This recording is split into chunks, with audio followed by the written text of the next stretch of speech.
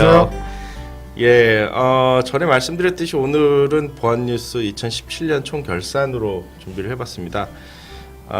저희가 사실 시간 굉장히 짧기 때문에 17년 동안 있었던 모든 일을 말씀드리기는 어렵고요.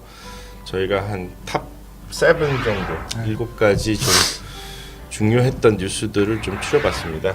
그 뉴스는 너무 자세하게 말씀드리기보다는 시사점과 한 2018년도에는 여기 어떤 문제가 될 건지 좀 예측해보는 시간으로 준비를 하게 됐습니다. 첫 번째는 그 워너크라이를 비롯한 랜섬웨어가 이제 상당히 기승을 부렸고요. 워너크라이가 등장한 건 2017년 5월입니다. 근데 이 이후에도 다양한 랜섬웨어가 등장을 했고 우리나라에도 큰 문제가 됐었죠. 그리고 저희가 녹화하는 오늘 어제 기준으로 해가지고 미국에서 워너크라이 자체가 북한의 소행이라고 발표를 했었고요. 지금 워너크라이뿐만 아니라 각종 변화하는 툴들 굉장히 많이 나오고 있는데 그 뒤에 북한 배후설들이 굉장히 좀 많이 나오고 있고요.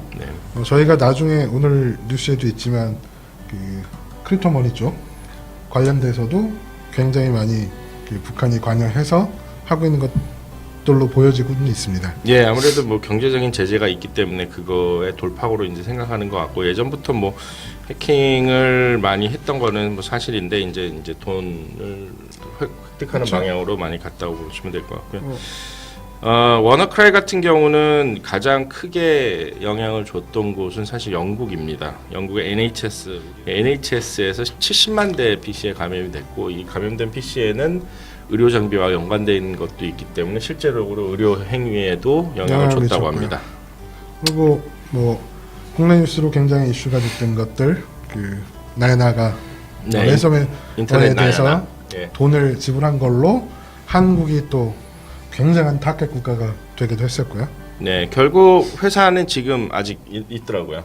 예, 그래서 다행히 회사 없어지진 않았지만 굉장히 큰 영향을 줬고 닛산과 르노에서도 일부 공장에서는 생산 중단이 됐었다는 보고까지 있습니다. 물론 인터넷 나야나는 워너크라이는 아니지만 이제 랜섬웨어 그렇죠. 였고요. 대신 그리고 그래서 이제 인터넷진흥원에서도 이제 랜섬웨어 대처 방법이나 이런 것들을 공고하기도 했었습니다. 네. 굉장히 그 이슈가 됐던 게 정부나 관계기관에서는 저때 랜섬웨어에 돈을 주지 말라고 했었는데 기업 입장에서는 또 서비스를 살려야 되고 어쩔 수 하는 없었죠. 상황이었어서 지불했었고 지불하다 보니 네. 또 글로벌 타겟이 되는 좀 악순환이 있었고요. 네. 어쨌든 금년 한 해는 엄청난 랜섬웨어들이 기술을 부렸던 한 해였던 것 같습니다. 두 번째는 사실 이제 핵티비즘이 우리나라에도 이제 어느 정도 알려지게 된 계기가 됐었는데요. 이 사건이 크진 않습니다. 근데 이제 사드 배치에 대한 중국과의 갈등으로 그렇죠. 인해서 중국발 공격이 증가한 사실이 3월에 있었습니다. 3월부터 쭉 이제 좀 증가된 케이스가 있었고요. 아주 심각한 영향을 주진 않았어요. 한국 내 전체적으로 크게 심각하지는 않았지만 네. 중국에서 사업을 하는 L사 네. 같은 경우는 엄청난 피해를 입었다고 볼 수 있겠죠.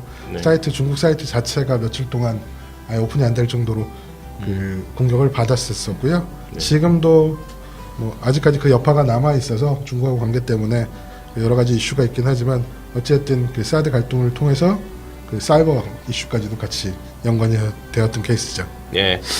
그리고 이제 최근에 이제 국정감사 때 발표를 한 것 같은데요. 외교부의 공격 시도가 상반기에만 8,200건으로 이제 1년치 육박했다는 거 있었는데 이 8,200개 중에 이제 상당수가 이제 중국발 공격이었다는 점.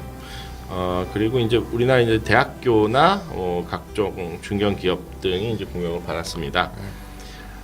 세 번째는 이제 요것도 이제 어떻게 보면 이제 도난의 어떤 대상이 변한 케이스인데요. 문화 콘텐츠에 대한 도난이 많았던 한 해였습니다. 그렇죠. 미디어 유행했던 미디어 작품에 대해서 영상 작품에 대해서 이미 발표 전에 예. 탈출을 해서 공지를 하고 네. 오픈하는 케이스들이 있었고요.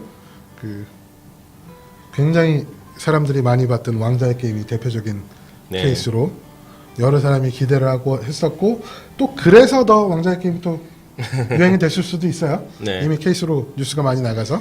예, 근데 4월에 오렌지 is the new black이 도난당했고요. 5월에는 카리브의 해적, 그다음 6월에는 ABC TV 프로인 이제 펀더돔이라는 프로그램이 탈취를 당했고 8월에 이제 말씀하신 왕자의 게임이 탈취가 됐었습니다. 근데 요 사실 이번에 조사하면서 제가 나중에 알았는데 오렌지 is the new black은 5만 달러를 랜섬 지불했다고 합니다. 근데 지불했음에도 불구하고 공개는 또 됐다고 합니다. 그래서 역시 랜섬은 지불하면 안 되는구나라는 교훈을 남겨준 사건이기도 합니다.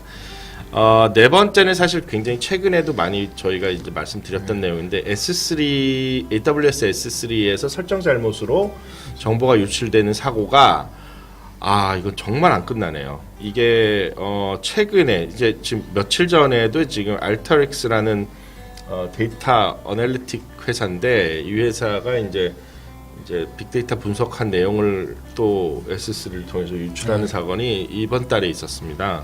그러니까 S3 자체가 문제가 있거나 그런 건 전혀 아니고요. 네. 그걸 활용하는 사람들의 이제 권한 관리를 신경 쓰지 못하다 보니까 오픈되지 않아야 될 게 외부에서 액세스가 되고 네. 또 권한 있는 사람들만 봐야 될 게 권한을 가지지 않는 사람들 액세스하는 형태로 되고 있어서 어찌됐든 그 자료가 내부에 있든 클라우드에 있든 그 권한에 대한 관리를 하는 것들은 필요한데 특히 이제 클라우드 환경이 되다 보니까 클라우드에 굉장히 많은 데이터들이 올라가는데 이 부분이 이제 유출됨으로써 기업의 명예라든가 주로 그 개인 정보들이든가 중요 자료들이 유출되는 케이스가 굉장히 많이 늘어났었습니다. 네. 7월에 다우존스, 9월에 보라이즌, 11월에 엑센추어, 11월에는 또 호주에서 이 직원 정보를 갖다 아웃소싱하는 회사가 또 도난을 당해서 이제 호주 직원 정보 5만 건이 또 유출됐고요. 그 다음에 11월에는 국방부까지 미국 국방부까지 이런 실수를 했습니다. 그래서 끊이지 않고 있고 계속 지금까지도 발생을 하고 있는 점으로 봐서는 확실히 이제 클라우드로 환경을 옮길 때 그거에 대한 가이드라인이나 뭐 룰북이라도 빨리 만들어 가지고 사용을 해야 될 걸로 보입니다. 다섯 번째는 이게 사실 그 역대 보면 한 2005년 뭐 2012년부터 아마 본격적으로 개인정보 유출이 굉장히 많이 이루어졌어요. 데이터 브리치라고 하죠. 근데 이거를 최근에는 이제 일목요연하게 정리를 해가지고 데이터베이스화하는 움직임이 있다는 점입니다. 그래서 팔고 있죠. 예, 다크웹을 통해서 그 데이터베이스를 만들어서 유저 아이디 패스워드 그룹을 해서 그 다크웹을 통해서 판매가 되고 있고요. 이 판매가 된 정보들을 가지고 이제 지난번에 저희도 말씀드렸지만 돌아가면서 사이트를 한번 쫙 훑는 거죠. 네. 그 아이디 패스워드가 여기도 먹히는 저쪽에 먹히는지 해서 네. 그 계정을 악용하는 사례들이 늘어나고 있습니다. 예, 그걸 이제 크레덴셜 스터핑이라고 하는데 이제 취약한 사이트에서 탈취한 아이디 패스워드 정보를 갖다가 다른 사이트에 사용해 보면 상당수가 뚫린다는 얘기고 그거는 뭐 우리가 항상 쓰는 얘기인데 저희 뭐 아이디 패스워드 다 좀 비슷하게 설정을 하잖아요. 까먹으니까. 그래서 그런 거에 대한 문제점이고요.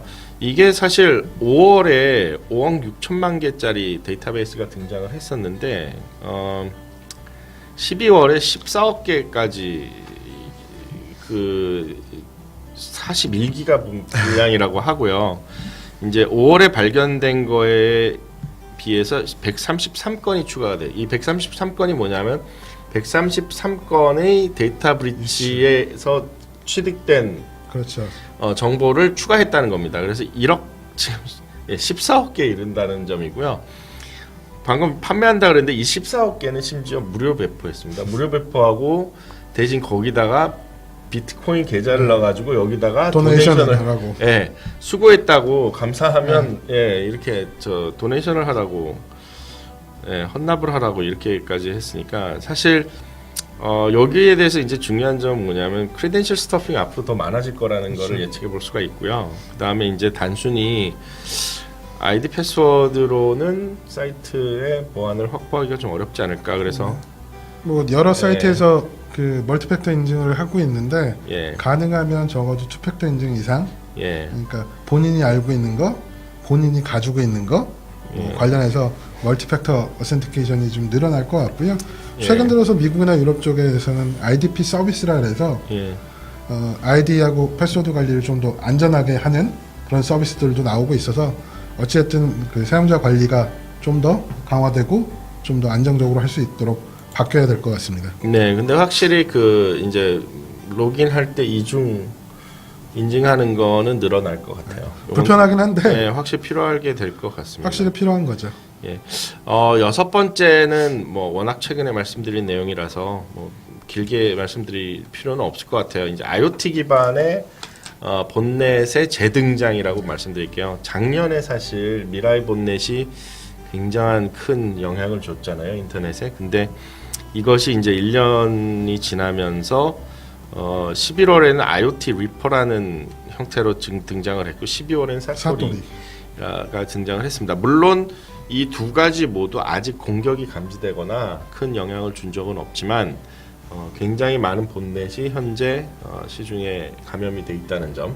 그리고 지금 네. 그 전 세계 보안 기업들이 이런 그 IoT 기반의 봇들에 대해서 굉장히 많이 모니터링을 하고 있고 그 정보들을 최근에 이제 서로 공유를 하면서 협업을 하고 있어요. 왜냐하면 워낙 다양한 지역에 다양한 정보들이 깔려 있기 때문에 한 업체만 가지고 해결을 할 수 있는 상황이 아니어서 저희가 아까 말해도 그 관련된 그 정보를 공유하고 있고 공유하고 있고요. 그렇게 해서라도 이제 좀 더 안정화된 그 인터넷 환경을 만들기 위해서 서로들 노력을 하고 있습니다. 네.